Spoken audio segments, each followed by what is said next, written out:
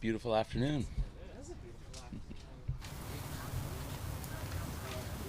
When you look at the offense, obviously everything was so efficient in the first half, a lot to like. What do you want to see kind of clean up in the second half to keep that going? Yeah, I think just staying efficient, like you said. We didn't have the quite the efficiency. I look back at the 3 and out drive where we only gained 2 on the keeper and then 2 on a screen, and then it could put us in a better position with that third down call to not put the stress on the tackle in that scenario right there.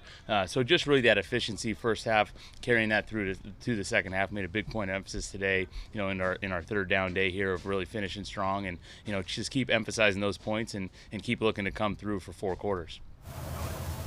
You mentioned not quite enough touches for Rashad Penny to kind of get going and stuff like that. Is that just a function of what the defense was giving you and how efficient that first half was, or was there something else? Yeah, the first half, came down to the efficiency there. It felt pretty balanced, and again, staying in those, those normal down and distance scenarios where we're trying to stay balanced in the run and the pass, and then a couple of the penalties that get us off track a little bit in the second half, and really that chance to get the run game going in that third and fourth quarter didn't really come to fruition with the way those limited drives played out. For Geno to start off the season like that, how good can that be for a guy? He hasn't been a starter in a long time, but I know you guys believed him all along and seen good things, but to start off that hot. Yeah, I think that, to me, that was Geno's practice preparation becoming that game day reality right there, where he worked at it, never wavered, never saw it any other way than he was going to be the starter in every game that I've been around him, whether he was in the backup role or whether he was competing to be the starter. And then when his opportunity came to be that game day starter, I was just so proud of him and excited for him. But I don't think it was anything that was outside of what he's been putting on tape in practice day in and day out.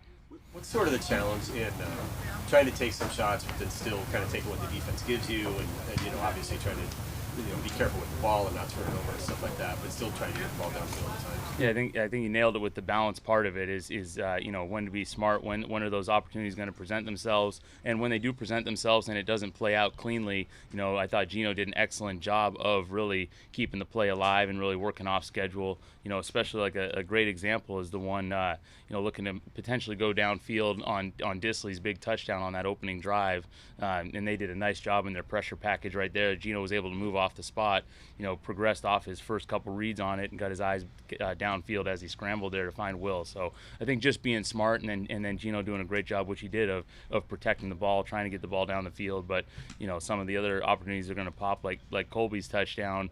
You're going right across the board in a quick game mindset, and Colby does a great job and pops for Geno, and his big field vision allowed him to see it. And so maybe a shot play that wasn't called turns into a shot play based on a distribution. And so I think that's just every play. The defense is mix and match so much now, and you try to get a beat on exact coverages, but they're going to alter them, they're going to blur them, like the Broncos did a good job of doing, like the 49ers are going to do a good job of doing. So just taking what the defense gives us, and each play is going to turn out differently and not always exactly as it came up in practice. That defensive front is really tough for the Niners. How do you neutralize some of that power and some of that attack? Yeah, I think it starts with starting with Bosa there and Armstead. Like, these guys are just nonstop collapse in the pocket, and so really being aware of that, really understanding how we're playing, a different style of defensive line that we're going against, understanding the techniques that they want to use, and then also going into our first road environment of the year, doing a great job, getting off on the ball on the snap there and not letting them have that defensive home field advantage. And really that's about us being efficient, having a good huddle operation, getting to the line of scrimmage, being able to get our cleats in the ground, and really being in that attacking mindset, knowing that, hey, the flip side of that is they want to be in those known passing situations, get those all their exotic fronts that they have going, and get those pass rushers rolling. You mentioned Will's touchdown. Did he sort of improvise there too? Is that sort of the breakdown, or was that sort of where he was supposed to be? Or? Yeah, no, he's on his initial route doing a great job, and then he could have a sense of, hey, the defense is overplaying it. He sees Geno step up. Geno's keeping his eyes down the field, so Will freezes on his route and goes against the grain just a little bit right there, and is able to get himself open for a great touchdown. You have to remind Geno to get down. There was the 14-yard run where he he was hyped up a little bit. Huh? He's trying to finish those runs like he's Mike Allstott. But yeah, there's a few situations there where we know, hey, you got some good positive gains there, and let's work on sliding every now and then as well. Is that maybe not as easy? I mean, Russell did that for years, and he was automatic, and he was really good at it. Is that maybe not as easy for quarterbacks to do in that moment?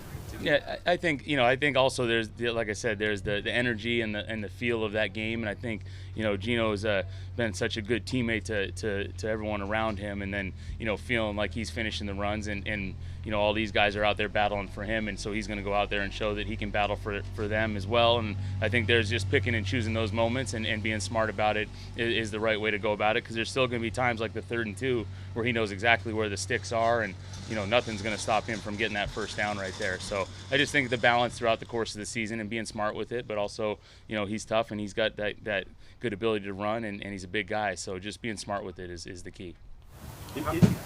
How's the style of San Francisco D-line different than what you just saw with Denver?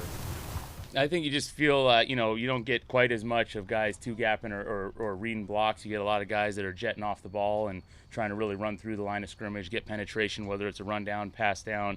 They're just trying to play on the other side of the ball. So it's a good challenge, and they have good personnel to be able to execute it. How they played against the Bears, do you think indicative of just the personnel that Chicago is using, or the weather, or is that kind of their base stuff? Yeah, I think the hard part to take out of that game is talk about a tough scenario for both teams to play in. It starts out in a rainy environment, and then it turns into like a monsoon. You're watching the tape, and all of a sudden you can barely see the lines on the field, and the numbers are gone. So I think you got to take a little bit of that game with a grain of salt, because they're just trying to do the best job that they can of playing in some extreme elements, not just a little bit of drizzle there. So I think take something from it, but also putting into like anything in the early season opponents, putting the stuff into last season, putting the work into what they did last season, and then just trying to do our best job of anticipating what maybe we can see going into the game. If you get Kenneth Walker back this week, where can he fit into things? Yeah, I think he's done a nice job of trying to get back as quick as he can, and as soon as he's healthy, he'll be ready to go and pick up. I'm assuming he's going to pick up right where he left off, which was on a real high note. He's a rookie that came in the door and was working hard and showed a lot of different things that he could do as a running back, both in the run game, the pass game, the protection. So feel good as long as his health allows it that he can get in there and he can get going. Dimension is it having Rashad be able to be a pass catching threat as well? Yeah, I think he's done a nice job with it. He converted a couple of those 3rd downs late in the year last year, and then converted for us on the one in the flat this week too. So I just think having the backs, just like our tight end position, we got the running backs that have more than one dimension to their game. Just adds layers to the defense that they gotta honor and respect in all areas of the game. Anything else? Oh wait, I'm sorry if you already Go ahead. What do you think of Avon Charles? Oh, I thought, going out there Monday Night Football, I thought the most important thing was, you really felt like, you try to make all these games compartmentalize into individual games that are all championship efforts. They're all hard every week. But you also know going into a game with Monday Night Football, first starts for rookies, how are they going to really respond? And I thought they did a good job of just going out there and playing football. It didn't seem like the stage was too big for them at all. They communicated well. They communicated on the sidelines really well in between series right there, and just had fun going out and playing football. Each other on the sidelines between series? A little bit. I mean, you had to stand an inch from the person next to you, so that was an unbelievable job by our fans. I mean, goes back to reminding myself when you're a road team coming into Lumen Field and it's that loud. I mean, it's hard to function. So it was impressive. It was fun to be around. Phil filling in for D-Lou. What do you think of Phil? Phil did an excellent job. Again, same guy that was able to come in last year and fill in for some starts at the guard spot and play at a high level. So he comes in and always provides that good power inside and nice and comfortable with the communication. Playing next to Blythe really for the first time in a game right there. And I think all those guys up front did just such a nice job of just executing down in and down out, and Phil was right there with them. Formation where you've got you're in shotgun, you got a running back, a tight end on either side, and a running back behind it. Is that a new thing? Did you guys do that last year? I don't think we did that one last year, but yeah, just got to try to keep mixing things up each week and find different nuances that we can take advantage of. Do other teams do that? I don't think I've seen that. There's been a few throughout the league. It's most things are recycled at some point or another. I know I know Dallas was in that formation a little bit. There's been different times. The Packers were in a good amount during their history back in the day. So, yeah, it's, like all these formations, they tend to get recycled through. And for me, it's just about finding different ways for us as an offense to match our personnel and what fits the personnel that we have within some of the different formations. It looked like Marquise Goodwin got most of the other receiver snaps other than DK and Tyler. Is he sort of the number 3 receiver right now, I guess? Yeah, I think as each week, I think we got such a good group of those, third, fourth, fifth, sixth receiver. Each of their roles might change a little bit during the week, each week. Going into it, just the way that the last few weeks of practice had worked out, Marquise had done a nice job and really done a great job of earning that role of the third receiver right there. But D. Eskridge is right there, getting back and as he keeps stacking more and more reps as he gets back from, some camp injuries there, he'll be right there. And Penny Hart and Derek, each week we'll try to see what's the best way we can use those guys. The 3rd and 2 run for Geno, did that come after the 14-yarder? Was that like a call result of that?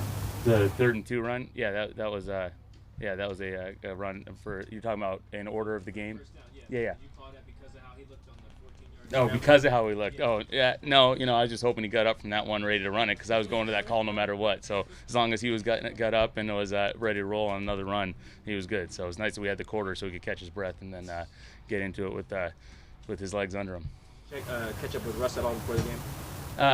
Not before the game. Just 'cause I think sometimes there's all that stuff going on. Everyone's got their preparation. I know he's got his routine, but it was great to see him after. And like I said, it's a business of relationships where you got people on different teams as the more you coach and guys that are playing. So it's great to see people on a personal level, and it's always fun to compete against friends on the game day there.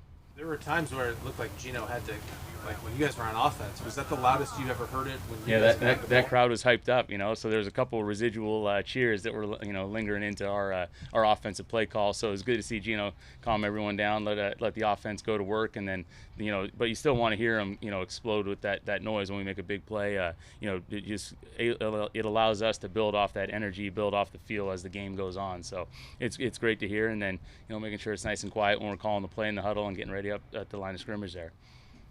Thank you. All right. Thank you. All right.